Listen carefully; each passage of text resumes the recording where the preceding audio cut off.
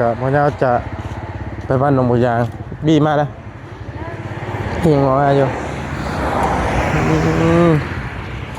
สบายดีไอ้สบายดีแจ๊คครับแจ๊คโอ้มีไงเงาเลย มีไงเงี้ยบ่เป็นคนบริกินกินบ่บริกินเลยโอ้ยกำลังจะโยกตายแล้วโอ้ยหยอกเลยหยอกแล้วแห้งโคตรจริงเนาะให้เราเปิดกินไปแล้วเนาะเฮ้ยกันเพื่อนมันนี่มันแล้วนะมันเนาะใช่ลองมัน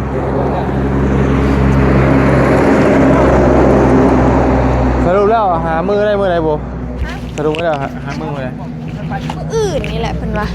คือว่ามืออื่นนี่แหละมือเลยโดยจะมามือไหนมือนี่ไอ้เพื่อนจะมามันนี่บ่แม่นคือสิแม่นตอนแรงๆพุ่นแหละพันมากเข้าไปยังเข้าไปว่าเขาเดียวเข้ามา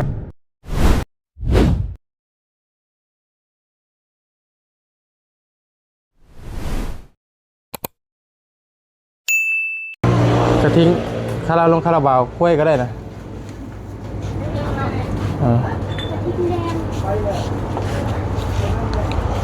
ทอนเงินแม่กระทิงแดงเท่าไรก็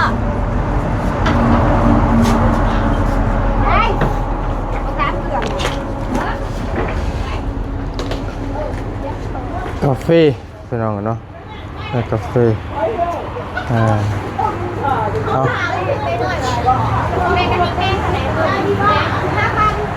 ไม่น้อยผมมีอันนี้ก็ได้เนี่ยมีใบร้อยนี่มีใบร้อยหนึ่งนี่พ่ออยู่ที่ใบร้อยเลย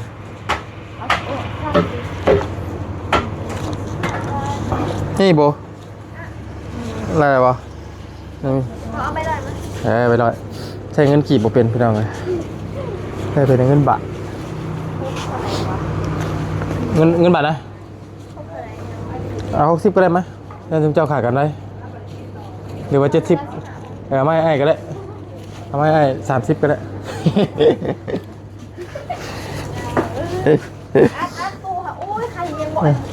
พอดีเลี้ยงสร้างพี่น้องเลยพอตู้บอกกินบ่เหมือนแล้วเอาเองเนาะเอ้ามีคุยเราบอกกินบ่คุยเอาคุยเราก็ได้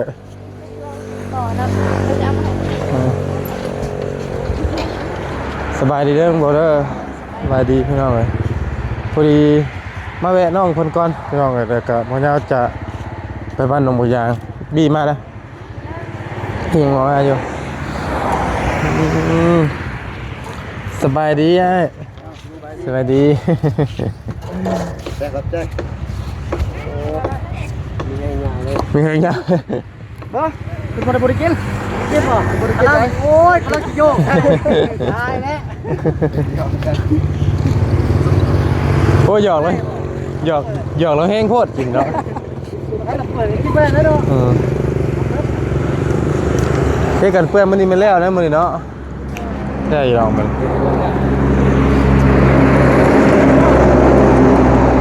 สรุปแล้วหามือได้มือไหนโบสรุปแล้วหามือไหนมืออื่นนี่แหละเพิ่นว่าคือว่ามืออื่นนี่แหละมือเลยโดยจะมามือไหนมือนี่ไอ้เพื่อนจะมามันนี่บ่แม่นคือสิแม่นตอนแรงๆพุ่นแหละพันมากเข้าไปยังเข้าไปว่าเขาเดียวเขาก็มาแล้วกำลังสิน้องๆเพิ่นไปกองแรงอย่างวะเพิ่นคุณกองแรงคุณกองแรงโดยยังบ่เคยไปจักเทื่อพี่น้องเจ้าเคยไปหรือบ่บ่เคยก็บ่เคยไปเทื่อพี่น้องก็อยากไปลองอยู่สิเป็นจังได๋เนาะเรียบร้อยเนาะพี่น้องเอ้ยถือว่าคุดเรียบร้อยเนาะแม่นเหลือแต่เทกันเปื้อนแล้วก็ยกเสาบ่อื่นว่าซั่นมันแห้งทันเรียบร้อยเป็นมักระเบิดก็คิดว่ามันสิเศร้าเป็นอะไรมันใหญ่มาครั้งนี้วันอ้าวโอ้ใช่มาครั้งนี้บ่เป็นยังมันเป่าแล้วนี่มันเจ็บพอดีแบบว่าอยู่ยากมันอยู่ยากว่าสิเจ็บจนทนทุรายหรือกับโมเมนต์เจ็บพอดีเฮาหย่ำข่าวยากแกเชื่อพอดีเฮาข่าวยากกินยาใส่เอากินยาแล้ว เนาะ ใช่ป่ะ ไทยนี่ยางมาล้านบ่ได้พี่น้องกันเนาะพี่สิมาแล้วบ่ จักหน่อยเพิ่นออกมาเพิ่นว่าสั่งเพิ่นซื้ออันเครื่องอุปกรณ์ที่สร้างเพิ่นจดให้หน้านำเพิ่นว่าสิซื้อออกมาเลยว่ะ แสดงว่าอ้ายเป็นคนแรกว่ามาหามันนี่ โดย มันนี่บ่ยาวขยันเพราะมันขยันหรอกสิไปบ้านหนองบุกยางเพิ่นว่าส่งสการช่วงเที่ยงทันอยู่ที่เนาะ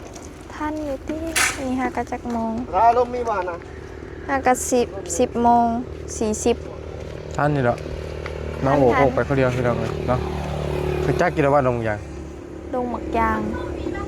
ไปทางไหน เพิ่งก็ได้ยินแต่สื่อถ้าบ่เคยไปหั่น เฮ้ยเดี๋ยวคือว่าแล้วเนาะโบมันมิดยังทำเฮียนอยู่ยังบ่จักหยังพี่น้องเลยเนาะ อยู่แต่เฮือนเฮานะ อยู่ที่เฮือนเนาะ แม่น คือเบลนี่ออกทุกปีแล้ว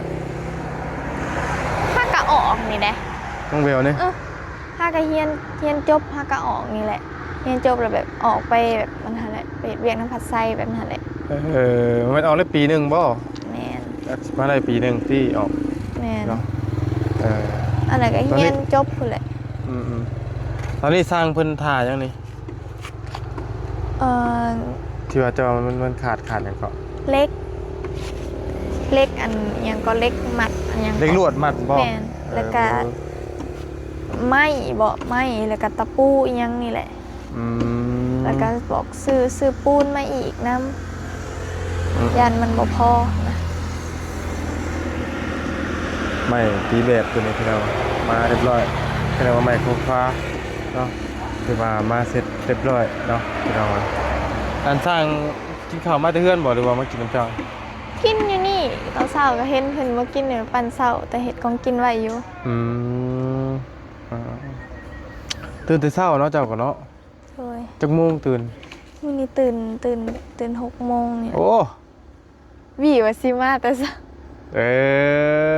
เขาก็เลยตื่น บี้ว่าสิมาแต่เช้าก็เลยตื่นถ่าบี้ แม่น บี้แบบบ่มาซ้ำค่าแต่นอนบี้ตื่นสวยนี่เนาะบ่มีหยังหลายดอกมื้อนี้ก็มาเยี่ยมมายามเบิ่งน้องเพิ่นซื่อพี่น้องเอ้ย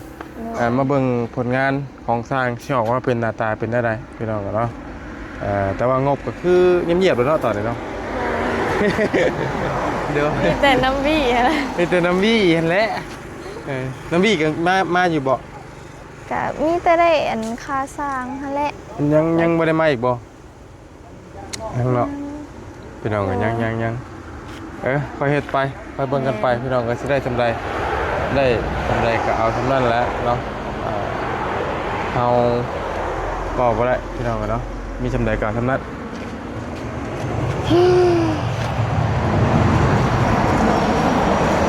ทางกับคนในบ้านนี่แหละวะ โดยคนในบ้าน คนในบ้านพี่น้องเนาะเป็นได้คือได้บ้านย่อปืนมืองามบ่ปัญหาแล้วมันงามบ่ โดยแม่เฒ่าไปหาคนยังก็เพิ่นก็เป็นหมอยังเนี่ยแหละไปหาเพิ่นว่ามื้ออื่นย่อได้เพิ่นว่า เพราะว่าบืนมันจันทร์ โดย เราก็บืนมันจันทร์เขามือเขาเฮียนมืองามมาสั่นเนาะมันจันทร์มันปัดมันทุกข์นะมืองามบาฮัด โดย ไม่ใช่หรอก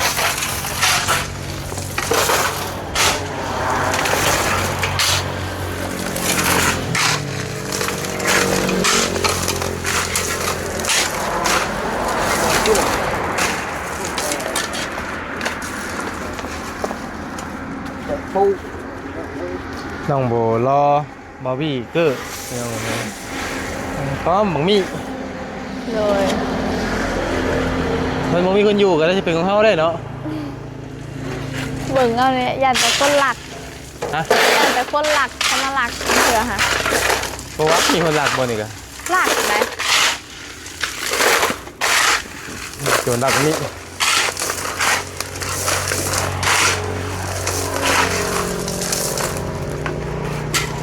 เมื่อกี้นี่ลูกค้าแล้วล้าหลายพี่น้องเลยว่าจิตั้งกล้องถ่ายทำกับท่าน ลูกค้ามาซื้อน้ โดย ำ ขนาดห้านบ่ทันได้เอาได้นี่ถ้าห้านได้เอานี่ทำได้นี่ส่วนมากก็จะเป็นลูกค้าประจำบ่ แม่นเข้าไป ถ้าว่าเป็นลูกค้าแบบว่าไกลไปไกลมากก็สิบ่ปานใดหรอกเนาะ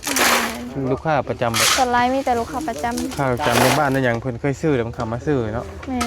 จะกลายเป็นเบื้องจานหมดที่ว่าจะตุ้มไรเดียวโอ้เขาดูแบบว่าใช่ที่ได้ที่ได้ไม่เข้าเลยนะไม่เข้าไ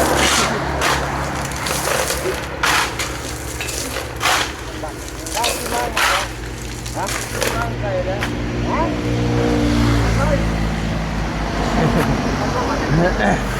กินข้าวกับยังชาบูมั้ย มันทอง กิน ทองแล้วมัน ลาบ ลาบ วัน ลาบบ้านนี่ โดยยัง เอาวันนี้มีลาบป่ะจ๊ะ โดยเห็นลาบให้สาร ก็บ่ได้กินน้ำหมูวะ ฮะ ก็บ่ได้กินน้ำหมูวะลาบก็มีลาบมีนี่ปะเอาแล้ว มากินใหม่แรง บ่เครียดเหรอ อ้าวเกลียดดีแล้วโอ้ยเงา กินน้ำคลองไปลองก่อนเนาะแต่จะบ่คักกันมาบ่คักกันกินพากินน้ำคลองรถหนึ่งรถละลาดคลองละลาดก็ซื้ออยู่คลองละลาด เลย ไป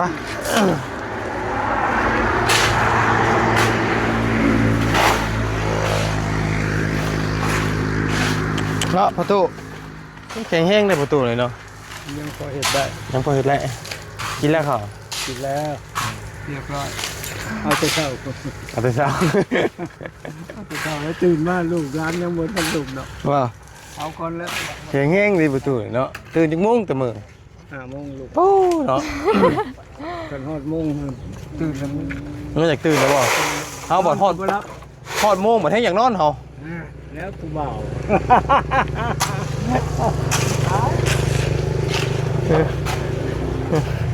ผู้เฒ่าเพิ่นเคยนอนตื่นแต่เช้าเพิ่นเนาะเอา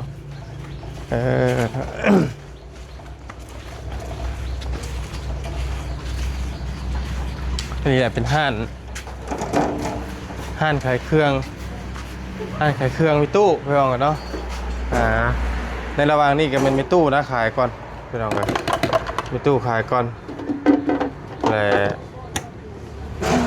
น้องโบเลิกมาแต่เบียกแต่งงานแล้วก็มาขายเชิญมีตู้เนาะ โดย ตอนนี้มีตู้ขาย ต่อไปกับซีเมนต์เฮาแหละ เครื่องกับบ่ได้มีอย่างไรเลยพี่น้องกันเนาะหลักการใช่ว่าจังไดเน้นส่วนมากเน้นในขายกาแฟบ่ส่วนมาก เฟ่ พวกนี้ประจอมาแจ้เนี่ยบ่ปานใดเนาะ แม่น พวกมาจอกมาแจกพี่น้อง ถ้าเครื่องลายแห้งได้คล้ายกว่านี้หั่นนะ ม เฮาก็ขึ้นบ่หลายหั่นนะ เครื่องของบหลายพี่น้องเนาะมีเครื่องน้ำมีน้ำปั่นมีเหล้าขาวมีปองปลาสามัญนี่พี่น้องมียาสูบเนาะไข่จึงนี่วะ กระโทกเป็นตะไล ฮะ กระโทกเป็นตะไลอยู่บ้านนั่นแหละ ตู้ในตู้กันนี่เด้พี่น้องมีน้ำบอกกี่ขวดนะเนาะนั่งนี่ก็ได้ละน้ำพิงมาได้ไปโรงเรียนวันอาทิตย์บ่ไปเนาะ ก็ยังบอกอยู่ ยาที่แขว ฮะ ไปแขว ขวดแขวเพิ่นนั่นน่ะ ขี้เขียวบ่ขี้เขียวคือดำแต่ ผู้ ขี้เขียวเรืองแล้ววะ กินขนมลายนี่แหละ ของนักเรียนเตอร์เต็กบ่มีได้ไปหมดเลย ฟันน้ำนมพี่น้องกันเนาะเขียวกำลังคอนนั่นแหละ ออกแล้วก็แค่ออกแล้วบ่ลูกเออ เดินอยู่แทนถ้าดึงเขาดึงถ้าดึงหนึ่งเพลงมันเสียงกัดตอนนอนเขาพูดจะตื่น เจ้าอยู่โรงเรียนแสนดีเจ้าอยู่ปอยังก็ ปหนึ่ง ปอนึงเจ้าบ่เห็นบ่แรปเตอร์ไปคือว่ารับเขาแรปเตอร์ไปสวยเนาะจะไปโรงเรียนจังมุ่งแต่ละมื้อบ างเถื่อนเจ็ดโมงบางเถื่อน9 โมง ไปแต่เช้าดิ แม่นพ่อเฒ่าเพิ่นไปส่งแต่เช้า บ่ บาง ทัน มื้อก็6 โมงเผื่อไปฮอดก็7 โมงหั่นแหละ แรปเตอร์ยังบ่ทันตื่นอยู่ ดรยังอยู่บนนอนอยู่พี่น้องเลยเนาะเพราะว่าเดือนเท่าไรก็นี่คือ น้ำคิงเดือน700,000พอผัดกันครับดรเนาะดรกับ600,000อะไรพี่น้องเลยเพราะว่าดรตอนนี้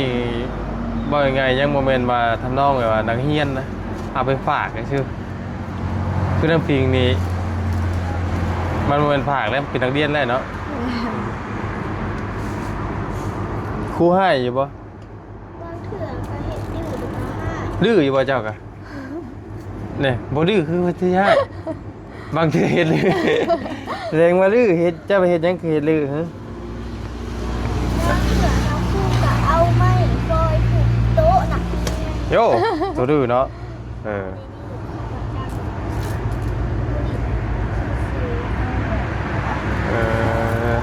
แล้วย้อนมาของน้องโบบ่เนี่ยสำรุ่นชุมเจ้าเลยเพิ่นส่วนมากครูอาจารย์เพิ่นสิเป็นแบบ กะ บ่มีเดตี้พวกใหม่ของมิวนะ บ่ มันรุ่นนี้แหละเนาะ แม่นบ่มี มีแต่ใช้ แต่แบบให้บางเทื่อซื่อ มีแต่ใส่คำเว้าอะเนาะ ๆ ตัวนี้เนาะ ใส่คำเว้าอ่ะเน้นคำเว้าอย่างเดียว หนึ่งคำเว้าเจ็บๆเอาเนาะ แม่น พี่เจ้าเลยตัวใดกดดันไหนกว่ากันโอ้อันเราระวังตัวยังน้อยกับตัวใหญ่ปัจจุบันนี้ ตอนใหญ่แหละ คือตอนใหญ่ว่ากดดันกว่า มันเป็นในรายการเรียนมันคือว่า บางเทื่อกะมันก็สิยากแน่หั้นนะแต่มันก็บ่ยากบ่ง่ายดอกแต่ละอย่างอะแบบบางเทื่อเฮาก็รู้สึกแบบว่ากดดันหั้นนะแบบยันเฮาบ่ได้หั้นนะ ดัน แต่ตอนน้อยๆนี่เฮาบ่ได้สนหยังบ่ แม่นแต่แบบเฮียนไปเรื่อยๆหั่นนะแต่เฮาก็บ่ได้แบบซีเรียสแบบพอตอนใหญ่หั่นนะตอนใหญ่เฮาสิอาจจะซีเรียสกว่าหั่นนะ พี่น้องเลยเนาะตอนนี้น้องเพิ่นก็อยู่ม.3แล้วอะเจ้าน่ะ เฮามเจ็ด ม.7แล้วบ่ไผว่าม.3 เต อ่ะ ยม3ขึ้นม4 เตยเนาะ แม่น เตยพี่น้องเลยเจ้ากับเตยอายุซ้ำกันบ่แม่นบ่ ไหลเลียกัน แต่ว่าคือเจ้าได้เรียนก่อนบ่ แม่นเฮียนก่อน เอเบิดหลายแล้วเนาะการทำกันเรียนนี่ก็พี่น้องกันเนาะพ่อแม่ส่งทำส่งเรียนแต่ละเดือนนี่เตยนะฮะสิม.4แต่ว่าเจ้านี่สิขึ้นม.7 โดย กล้าว่าสิเฮ็ดได้ไดกล้าว่าสิให้จบม.7แต่ยาบ่สิต่อ ก็เรื่องอยากเฮียนก็อยากเฮียนอยู่แต่ว่าเว้าเรื่องขึ้นเฮานี่แหละว่าเฮาสิมีหรือบ่นะ เว้าในนี่นี่ มันก็ใช้ทุน คือสิจบแต่ม.7ได้ข่อยเบิ่ง ก็ เฮาจบจากม.7แล้วคือน่ะไปเรียนต่อหยังก็ วิซาซี่ วิซาซี่ คันว่าอยากเฮียนหั่นน่ะ อยู่โรงเรียนใด อยู่สวรรค์นี่ก็มี เพิ่นใช้ชุดหยังส่วนมาก ฮะ ชุดแบบใดชุดนักเรียน แบบถ้าแบบแต่ว่าเฮาก็เป็นเด็กทุนอยู่แต่ว่าถ้าเฮาอยากเฮียนเฮาก็สามารถขอทุนเฮียนต่อได้หั่นน่ะเฮียนต่อมหาวิท ชุด ยา บ่ ลัย ชุดนักเรียนเพิ่นน่ะชุดหยัง ชุดนักเรียนเดี๋ยวนี้ค่ะบ่ สีหยัง สีขาว สีขาวนี่ปกตินี่บ่ แม่น ที่ว่ามีอาชีพอันใด แม่นแต่ว่ามันสิมีกามหาลัยอยู่ในนี้ อืมถ้าว่าสีฟ้าน่ะคือม.7บ่ เสือเศร้าหนุ่มบ่ บ่รู้ละก็บ่ค่อยฮู้ เสือสีฟ้าหาเศร้าหนุ่ม บ่ค่อยฮู้เรื่องชุดนักเรียนเลยพี่น้องเอ้ยเพราะว่าในเพราะว่ารุ่นสมัยเรียนตะกี้มันบ่ฮอดหยังบ่ฮอดโรงเรียนบ่ฮอดโรงเรียนฮอดต้มมะขามก่อนนุ่นเราเรียนตะกี้นะ ตะกี้เนาะมันบ่คือเดี๋ยวนี้ แม่นตะกี้มันบ่ได้คือเดี๋ยวนี้พี่น้องก็แบบว่าทุกมื้อนี้ก็ยังคือเก่าเลยอยู่บ้านโคกเลย อืม ยังคือเก่าแบบว่าภาษีเฮียนคือเฮียนภาบ่เฮียนแล้วก็แล้วแต่นะและจะคืออ้ายนี่ป .3 ก็บ่จบซับพี่น้องเอ้ยป .3 ก็บ่จบบอดี้ก็มันป .3 บ่ โอ้ ป .3 บ่ได้สมัยเรียนน่ะ แม่น บ่เตียงนี่จะป .4 บ่ป .4 หรือป .3 นี่แหละประมาณนี่แหละบ่ได้มีคนเรียนสูงไหนในทีมงานโบย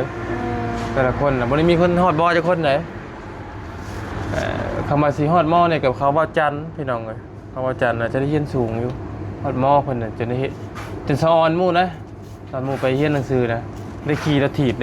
ไปโรงเรียนเด้เอามันถือว่าเท่ได้ขี่รถถีบไปโรงเรียนตะกี้ แล้วเนาะ อ่า บ่มี ขี่รถถีบไปโรงเรียนเพราะว่าจันทร์นี่แหละส่วนทุ่ไม้นี่บ่ได้เรียนหนักหักแต่ว่าเก่งกว่าเด้เก่งกว่าน้องน้ำพิงนะเฮ็ดอันป .3 กะแต่ว่าเก่งก็เข้าไปเตยเพิ่นจ้ะเอาดีทุ่ไม้นะป .3 อยู่หักคือว่าหนังสือก็คือว่าเก่งกว่าเด็กน้อยของมือนี่ได้ผมม.1 ม.2 พุ่นได้ แม่น เด็กกี้นี่ถ้าเฮาแบบเฮาเราต้องสูตรบ่ได้แล้วก็บดทองไอ้เราบดทองบ่ได้เพิ่นก็บ่ให้ขึ้นเลยเพิ่นต้องให้เราบดทองให้ได้ทางสิได้ขึ้นห้องไปดี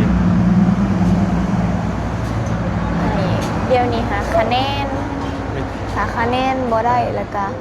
แบบบ่ได้ขึ้นห้อง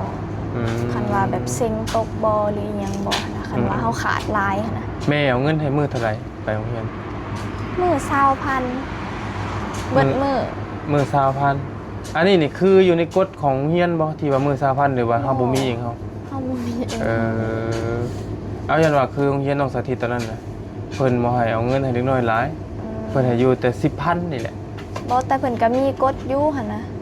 แบบบ่ให้เอาไปเกินลายหั่นนะ เพราะว่ามันเหมือนเฮาเอาเงินไปฟุ่มเฟือยเลยเนาะ แม่น มันบ่ได้มีเหตุอย่างจำเป็นนะ แม่ เนาะ น คือน้ำพิงได้ไม่ให้ไปเท่าไหร่ลูก5,000มาฮอดเบิดบ่หรือว่าบ่เบิดบ่เงินน่ะแต่ละมื้อเบิดบ่จะไปซื้อหยังเบิด ได้เรียนแต่เขาเหมือนทอนเงินมา เอาบ่ทอนเด้อตัวเองเอา5,000ไปจักบ่ลูก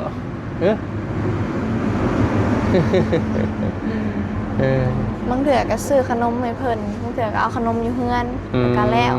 กับนม ได้สีผิวพ่อได้นี่เนาะ แม่น คำได้สีผิวแม่นี่บ่แม่นอันนี้พ่อแม่เพิ่น พ่อ ขาวเด้อ เพิ่นเป็นคนดำเด้ ได้สีผิวทั้งพ่อมันเป็นอย่างน้อยใหญ่มากกับขาวหรอกพิงอะนะเอาเท่านั้นได้เสร็จเด้อทั้งน้องโบและสิออกไปก่อนพอมันสิสวยเพื่อสิไปฮอดบ้านลมยางไกลเติบเลยนี่พี่น้องกันเนาะทำมาวี่สิไปกะไปกำลังครับจักเพิ่นสิไปได้บ่พี่น้องคุยกันไว้ทางเบิ่งเนาะเอาเท่านั้นได้เสร็จเด้ออย่ามันสิค่ำสิมื้อแต่มันสิสวยดีมากดีใจนำในลายน้องละก็เดี๋ยวสิมาคำมันบอกคำหรือว่าอาจจะมาแบะบางช่วงไง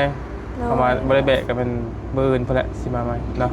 ไปอยู่ดีไม่แห้งเราสบายดีน้ำพิง ปะโอเคพี่น้องเนาะอยู่ดีมีแห้งบัดกุศลสุขคนเนาะโอ้หนำหัว